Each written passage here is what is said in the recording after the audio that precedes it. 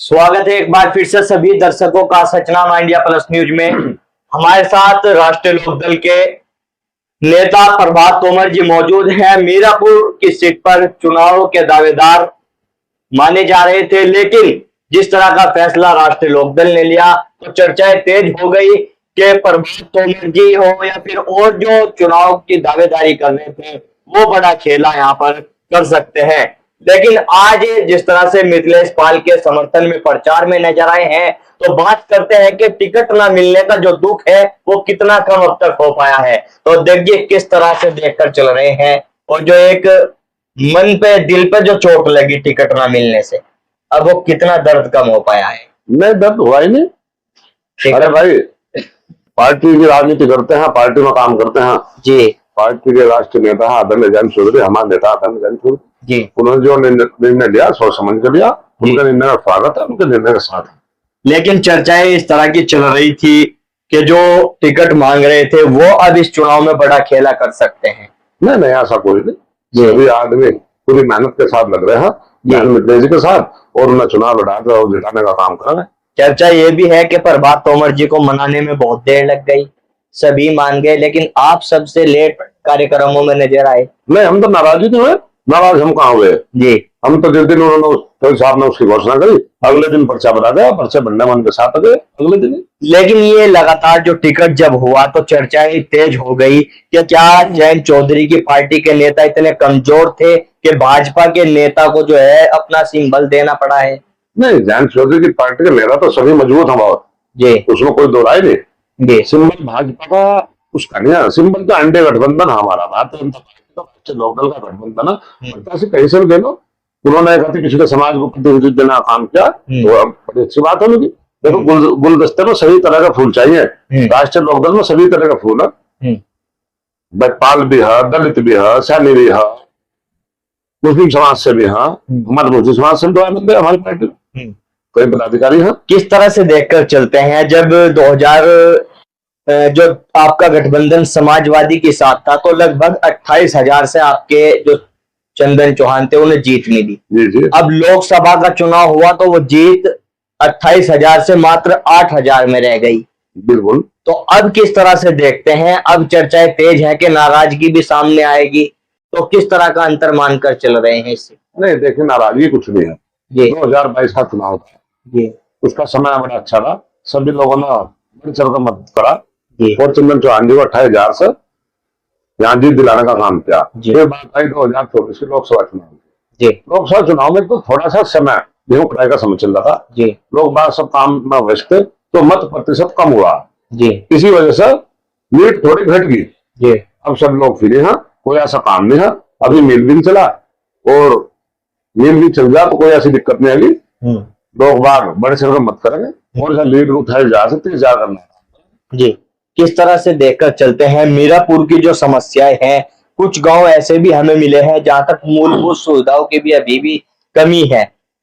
आपके विधायक पहले यहाँ पे रह चुके हैं, अब वो सांसद भी हैं, अब फिर आपकी पार्टी की प्रत्याशी मैदान में है। किस तरह की तैयारी आपकी ऐसे क्षेत्रों के लिए है? देखिए, अभी आदरणीय योगी आदित्यनाथ जी का दौरा हुआ बीआईटी में जी, जो मीरापुर विधानसभा में पड़ता है।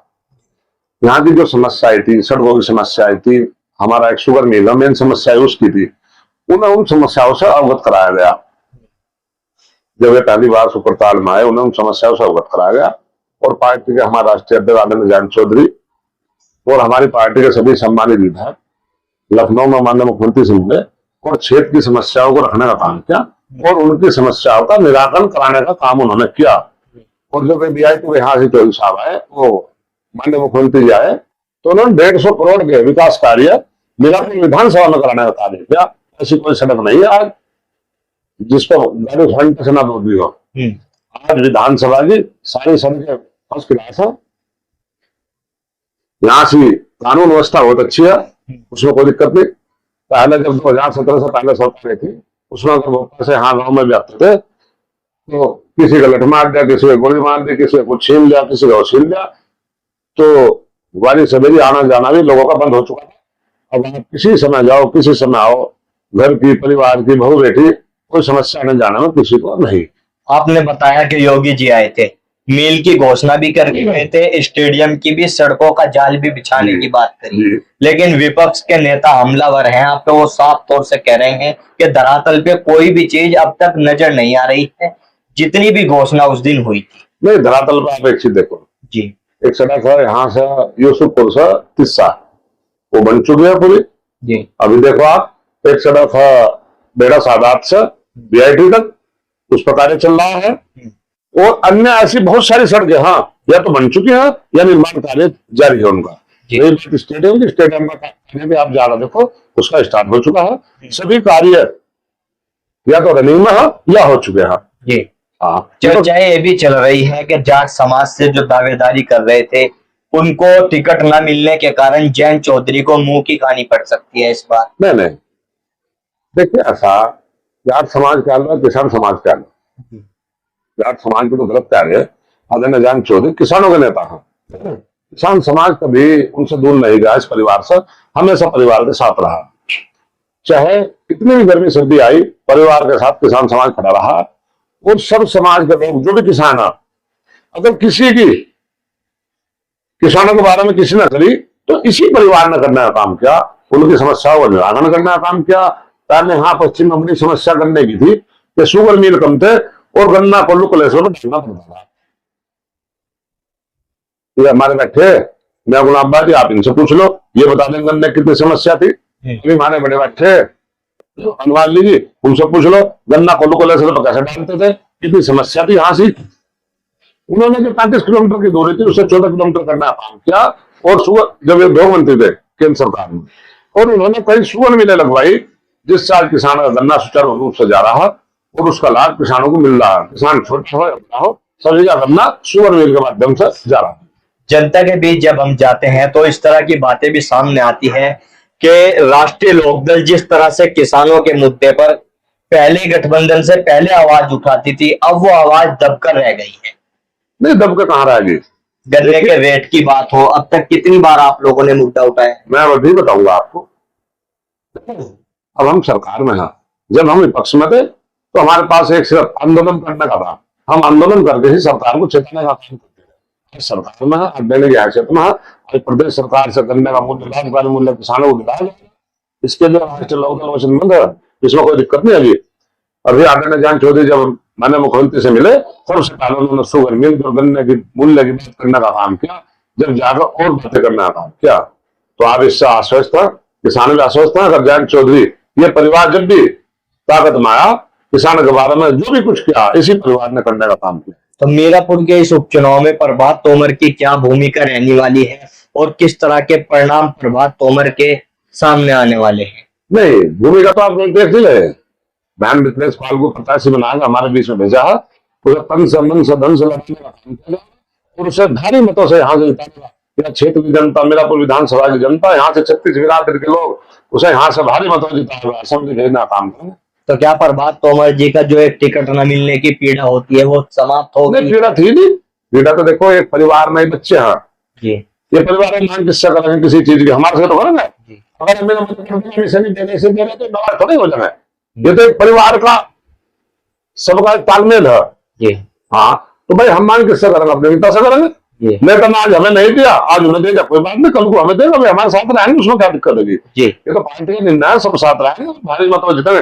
कोई नाराजगी किसी समाज में नहीं, जाट समाज की बात नहीं, किसी समाज में कोई नाराजगी नहीं है। और मिथिलेश पाल भी भारी मतों से जीत के यहाँ से जीत के जाएंगे और असेंबली में किसान की बात रखने का काम करेंगे। आपने तो कह दिया है देख जी कि कोई नाराजगी नहीं है, लेकिन जो आपके समर्थक उम्मीद लगाए बैठे थे कि प्रभात तोमर को मौका मिलेगा, विधायक बनाएंगे, वो तो मुंह फुलाए बैठे हैं। वो कह रहे हैं कि इलाज कर देंगे। नहीं, उन्हें सबको मनाने का काम क्या, मनाने की जिम्मेदारी हमारी है, उन्हें सबको मनाने का, सब लोग मानेंगे। यहाँ ऐसे कोई बात नहीं, कोई नाराज नहीं है। सभी लोग आपने देखे होंगे आज पूरे क्षेत्र में मीटिंग थी, चाहे कद्दीपुर हो, बेड़ाथुरु हो, माजरा हो, धिराडी हो, निर्वाणी हो, बेलदा हो, सभी आपने प्रोग्राम में देखोगे कोई नाराज नहीं है। सब एक बार थोड़ी सी नाराजगी होती है वो दूर कर दी गई है और सभी बिल्कुल पूरी ताकत से चुनाव लड़ाने लगे हुए हैं और न चुनाव लड़ा। क्या संदेश मीरापुर की जनता के लिए? मीरापुर की जनता के लिए देखो ऐसा, एक तो उद्योगपति है यहाँ से, उद्योगपति ना तो किसी से मिलते ना जुलते, उन्हें पहले फुर्सत है ही नहीं। ये किसान परिवार की मध्यम परिवार की बेटी है जिसे चौधरी साहब ने भेजा, एक छोटे परिवार से निकली हुई है, इधर हम कुछ कह लें, ये हमें कुछ कह लें, जनता में कुछ कह लें, जनता के बीच में रहने वाली महिला है। एक इसका संदेश बहुत अच्छा जा रहा महिला का, भली महिला है। तो मैं तो मीरापुर की जनता को यही कहूंगा कि अच्छे प्रत्याशी वोट दे, जाति धर्म बिरादरी से ऊपर उठकर, और उन्हें यहाँ से जिताने का काम करा और आगे ज्ञान चौधरी जी को मजबूत करने का काम। इस चुनाव में एक चर्चाएं बहुत तेज हो रही है कि मिथिलेश पाल को जो सामने 4 मुस्लिम प्रत्याशी हैं उनका लाभ मिलने जा रहा है, कि मुस्लिम वोट बैंक, दलित वोट बैंक बटेगा तो उसका लाभ, क्या लगता है आपको, इसका कोई लाभ मिलने जा रहा है? नहीं, मुस्लिम वोट बैंक तो हमें मिलेगी। किस आधार पर मिलेगी? समाजवादी का बेस वोट मुस्लिम माना जाता है। नहीं, समाजवादी का माना जाता है बेस वोट तो राष्ट्रीय लोकदल का हमेशा मुस्लिम वोट रहा जी। मुस्लिम किसान नहीं आ गया जी। मुस्लिम भी किसान है, वे हमेशा से राष्ट्रीय लोकदल के साथ खड़े रहे जी।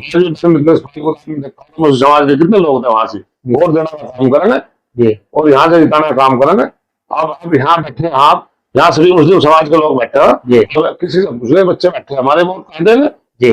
तो चुनाव में मुकाबला किससे है? चुनाव में टक्कर किससे है राष्ट्रीय लोकदल? मुझे तो टक्कर किसी से दिखाई नजर नहीं आ रही। कोई मैदान में ही कोई नहीं आपके मैदान में साथ? नहीं है। ये आपको 13 तारीख में पता चल जाएगा, जो 23 तारीख में पढ़ने होंगे जब हो जाएगी कि टक्कर में कौन था। जी। तो हमारे साथ में प्रभात तोमर जी मौजूद थे। हालांकि इनके जो है बयान जिस तरह के अब आ रहे हैं, देखना होगा इनके बयानों का क्या परिणाम मीरापुर की इस सीट पे सामने आता है। इनके समर्थक जो नाराजगी जाहिर लगातार कर रहे हैं टिकट ना मिलने को लेकर, वो किस तरह से इनकी बातों पे अमल करते हैं और किस तरह से मीरापुर की सीट पे अपने परिणाम देते हैं।